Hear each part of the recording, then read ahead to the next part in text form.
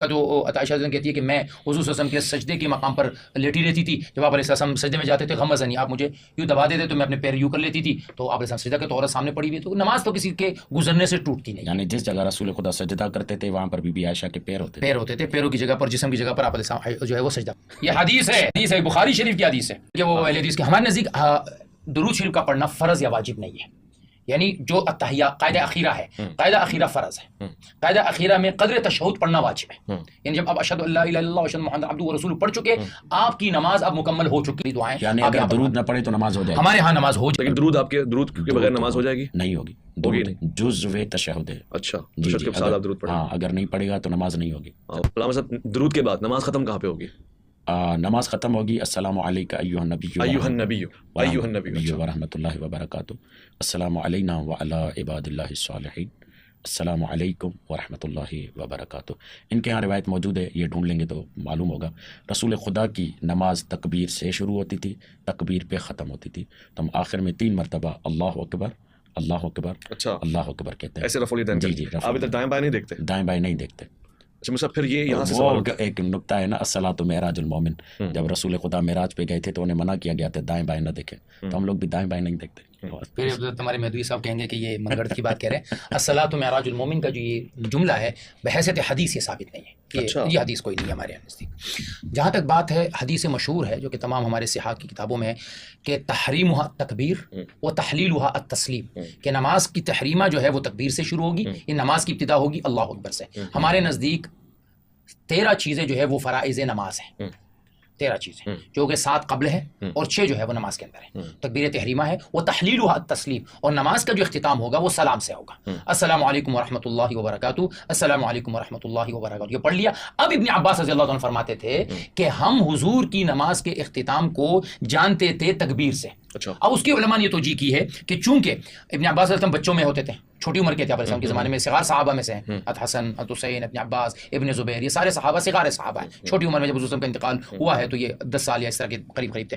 تو چونکہ یہ مردوں کے صفوں کے بعد تھے، تو جب صحابہ زور سے پڑھتے تھے نا اللہ اکبر اللہ اکبر اللہ اکبر، تو پتہ چل جاتا کہ نماز کیا ہو گئی، ختم ہو گئی. لیکن نماز کا اختتام ہمارے نزدیک وہ ہے السلام علیکم ورحمۃ اللہ وبرکاتہ، السلام علیکم ورحمۃ اللہ وبرکاتہ. یہ جو السلام علیکم کا لفظ ہے یہ احناف کے نزدیک پڑھنا واجب ہے. اوکے، اب یہ پڑھنا جو ہے یہ واجب ہے. اس کے بعد آپ تکبیر پڑھیں، استغفار پڑھیں. دائیں بائیں دیکھنا بھی واجب. جی نہیں، دائیں بائیں دیکھنا تو شاید واجب نہیں ہوگا. مجھے اب اس وقت اچھی طرح کنفرم نہیں ہے. میں اگر آپ یہ پڑھنا واجب ہے. اب دائیں بائیں دیکھنے کا رسول سے تکبیر بھی ثابت ہے. تکبیر نماز سلام کے بعد ثابت ہے. جی سلام کے بعد تکبیر. لیکن عام طور سے ہماری ہوتی تو نہیں. کیوں نہیں ہوتی؟ ہمارے السلام علیکم یا نبی، اس کے بعد السلام علیکم السلام علیکم ورحمۃ اللہ، السلام علیکم ورحمۃ اللہ، استغفر اللہ اکبر اللہ اکبر اللہ اکبر. یہ ہے اصل روایت. اچھا، یہ تکبیر پڑھنے کبھی سنا ہے آپ نے؟ آپ تو پڑھتے ہیں، امام تو پڑھ لیتا ہے لیکن پیچھے کے لوگ نہیں پڑھتے. پیچھے کے لوگوں کو تعلیم نہیں ہے اس کی. یہ بات صحیح ہے، یعنی تبلیغ میں اس کی تعلیم کی گئی ہے. اب میں السلام علیکم ورحمۃ اللہ وبرکاتہ نماز تمام. اب مستحب سنت موقدہ ہے کہ اللہ اکبر اللہ. یہ ابن عباس کی روایت ہے، کنا نعرف انقضاء الصلاۃ بالتکبیر، کہ ہم حضور صلی اللہ علیہ وسلم کی نماز کو جان لیتے تھے کہ ختم ہو گئی کس چیز سے، بالتکبیر. با ما جاء بفعل النبی انما جاء فی التسبیح سبح للہ صلی اللہ علیہ وسلم. کان صحابہ اذا رفعوا اصواتهم سمعوا، جو صحابہ جب اپنی آواز کو اٹھاتے تھے، سمعوا من کان حول ابواب المسجد، جو پیچھے ہوتے تھے ان کو پتہ چل جاتا تھا کہ نماز ختم ہو گئی. اچھا، اگر آپ کے یہاں اس کی روایت ہے کہ رسول خدا دائیں بائیں دیکھتے تھے؟ جی بالکل ہے. جی دائیں بائیں گھومنا جو ہے وہ ہمارے نزدیک سنت ہے. ٹھیک ہے، لیکن سلام کا پڑھنا جو ہے یہ واجبات میں سے ہے. اور اچھا، دائیں بائیں کی اینگل کیا ہو؟ تھوڑا سا وہ تو اب یہ کہتے ہیں کہ بھائی اتنا آپ یوں گھومیں کہ آپ جو ہے نا السلام علیکم ورحمۃ اللہ قبلے سے پھر جائیں. آپ کا چہرہ جو ہے نا وہ جو آپ کے صف میں یا آپ کا کندھا جو ہے نا اس میں کہتے ہیں بھائی یہ بھی نیت کر لے کہ ایک روایت آتی ہے نا کہ آپ جتنے انسان ہیں، جتنے جنات ہیں، جتنے فرشتے ہیں، ان سب کو سلام کی نہیں کر لیں، پھر یوں آ جائیں اور اس طرف مڑ جائیں. اب اس میں یہ بھی کہا جاتا ہے کہ جب امام کے ساتھ آپ نماز پڑھ رہے ہیں تو امام نے جب پہلا سلام پھیرا تو اب مقتدی اور امام کے بیچ کی جو بانڈنگ تھی وہ ختم ہو گئی. یعنی اگر امام کے السلام علیکم ورحمۃ اللہ، جواب کون دے گا؟ اب السلام علیکم ورحمۃ اللہ پڑھ لیا تو اب پیچھے جو مقتدی جن کی ابھی نمازیں باقی ہے وہ کھڑے ہو سکتے ہیں اپنی بقیہ، کیونکہ اب ان کی جو آپس میں وہ ترتیب ہے وہ ختم ہو گئی. السلام علیکم ورحمۃ اللہ وبرکاتہ، السلام علیکم ورحمۃ اللہ، السلام علیکم ورحمۃ اللہ. بس یہ کر کے علامہ صاحب نے ایک اچھی لطیف بات کر دی، سلام کا جواب تو واجب ہے. اب ادھر سے آپ مجھے سلام کر رہے ہیں تو میں آپ کو وعلیکم السلام بولوں یا دائیں والے کو سلام؟ دیکھیں بہت ساری چیزیں ایسی ہوتی ہیں جن کا حکم ہوتا ہے توقیفی. توقیفی کا مطلب یہ ہوتا ہے جیسے اوپر سے ثابت ہے ویسے آپ نے کرنی ہے. کوئی اس کا وہ نہیں اس میں کوئی ایسا نہیں ہوتا نا کہ نیچے آپ نے نہیں بتایا یہ رسول سے ثابت ہے یا صحابہ کرتے تھے دائیں بائیں دیکھنا؟ نہیں حضور صلی اللہ علیہ وسلم سے ثابت ہے، یہ یمیناً شمالاً آپ صلی اللہ علیہ وسلم جو ہے وہ کرتے تھے، بلکہ آپ ایک صحابی کہتے ہیں کہ میں آپ علیہ الصلوۃ والسلام کی گال کی جو یعنی آپ سرخی ہوتی تھی میں آپ کے جو ہے نا وہ محسوس میں قبلہ سامنے سے گزر جانا. میں نے دیکھا ہے کہ آپ نماز پڑھ رہے ہوتے ہیں اور آپ کے سامنے سے کوئی گزر جائے تو آپ کو مشکل نہیں ہوتی، اس کی وجہ کیا ہے؟ ہماری نماز اتنی کمزور نہیں ہے نا جلدی ٹوٹ جائے کسی کے گزرنے سے. یہ وہ لیلا اور مجنوں والا معاملہ دیکھا ہے نا، مجنوں نماز مولوی صاحب نماز پڑھے تھے گزر گئے، ارے تم نے میری نماز توڑ دی. تو مجنوں تو کہتا ہے میں تو لیلا کے عشق میں ہوتا ہے، مجھے کچھ پتہ ہی نہیں چلتا کون آگے سے گزرا کون نہیں گزرا.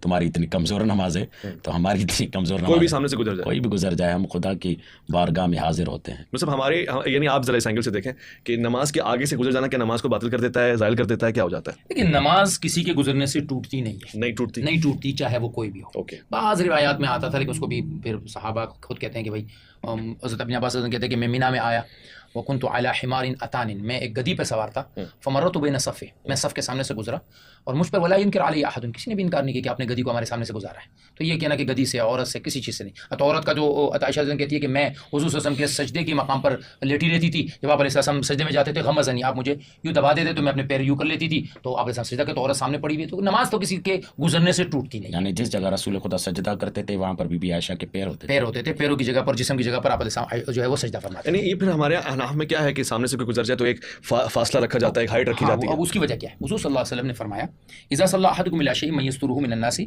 اگر کوئی تم میں سے نماز پڑھ رہا ہو اور اس نے اپنا سترہ بیان کیا ہو، فاراد احد ان یجتاز بین یدیہ، کوئی آدمی وہاں سے گزرنے کی کوشش کرے تمہارے اس سترے کے بیچ میں، فلیدفعہ، اس کو روکو. اچھا سترہ رکھا ہو تو روکو اس آدمی کو روکو، نماز کے دوران میں ایسے اس کو روکو. ولیدع ما استطاع، جتنا کر سکتے ہو اس کو روکو. فإن ابا، جی میں تو گزر کے رہوں گا، فلیقاتل، اس کو لڑو، فإنہ شیطان، یہ شیطان ہے. یہ حدیث ہے سامنے سے نہیں گزرنے کا، یہ شیطان، یہ حدیث ہے بخاری شریف کی حدیث ہے.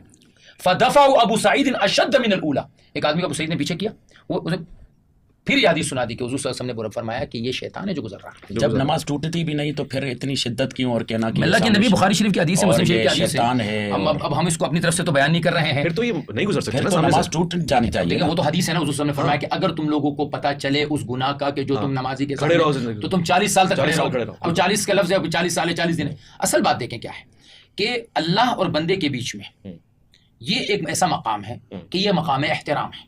جو پڑھنے والا ہے اس کو بھی یہ بات کہی گئی ہے کہ اس وقت تمہارا دھیان کسی اور طرف نہ ہو. اسی طرح سے لوگوں کو کہا گیا کہ اس شخص کا احترام کرو، اس وقت ایک بہت بڑے عظیم شہنشاہ کے سامنے کھڑا ہے، تم ایسی حرکت مت کرو کہ اس کے سامنے سے گزر کر اس کی توجہ کو خراب کر دو. ہاں اب کیا ہے کہ آپ کسی بڑی مسجد میں نماز پڑھ رہے ہیں، بڑی مسجد کو فقہاء نے مختلف تشریحات کی، جو آسان تشریح وہ یہ ہے کہ ایسی مسجد ہے جس میں 25 صف ہیں، یہ بڑی مسجد ہے، تو اس میں ایک صف چھوڑ کے اگر آپ گزرنا چاہیں تو آپ گزر سکتے ہیں، اس لیے کہ بڑی مسجد ہے، لوگوں کا آنا جانا ہوگا، لوگ پریشان ہو جائیں گے اگر ایک آدمی کے لیے کھڑے رہیں گے.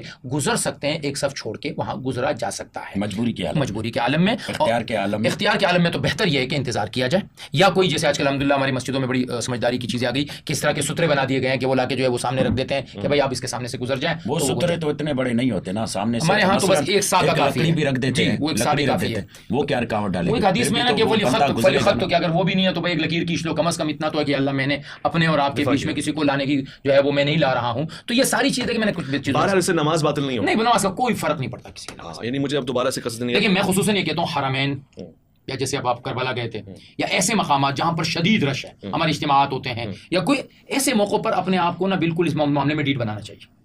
اچھا کوئی گزر رہا ہے اس کو گزرنے دو، کیونکہ آپ کو نہیں پتا وہ کس کنڈیشن سے یہاں پہنچا ہوا ہے. یہ تو حدیث میں نا کہ جھگڑا کرو اس سے، آپ کے محض کرو کہ وہ بات اپنی جگہ پر ہے کہ ایک ایسے جگہ ہے کہ جہاں اس کو گزرنے کے دوسرے اوقات ہے. اب بعض اوقات کیا ہوتا ہے حرمین کر رہے ہیں نا، روایت میں تو ہے ہی نہیں ایسا کوئی جملہ. یہی تو بات ہے، فقہ جب آپ بہت ساری فقہ پہ کر رہے ہیں، حدیثیں موجود ہیں، آپ اس کا انکار کر رہے ہیں. میں کر رہا تھا تو آپ کہتا ہوں تشریحات تو ہر جگہ موجود ہیں، ایکسیپشن تو ہر جگہ موجود ہے، ہر جگہ استثنائیات موجود ہیں، ہر مسلک میں موجود ہے. حرمین میں کیا ہوتا ہے کہ بعض اوقات ایسے راستے کو بند کر دیتے ہیں کہ آپ کا کوئی صفوں کے بیچ میں گزرے بغیر آپ کا چارہ نہیں ہوتا. تو بھائی اب کیا کریں گے؟ اپنا گزرنے والا گنہگار ہے، نماز پڑھنے والا گنہگار ہے. لیکن ایک آدمی ہے، اس کے پاس گزرنے کا راستہ ہے، نمازی کے سامنے گزر رہا ہے، نمازی گنہگار نہیں ہے، گزرنے والا گنہگار ہے، شیطان ہے.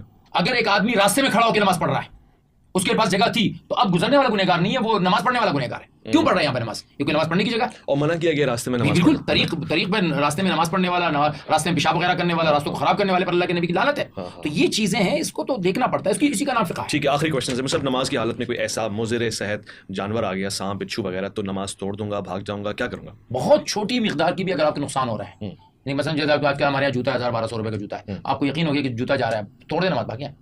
اچھا جی، جوتا بچانے کی نماز چھوڑ دیں.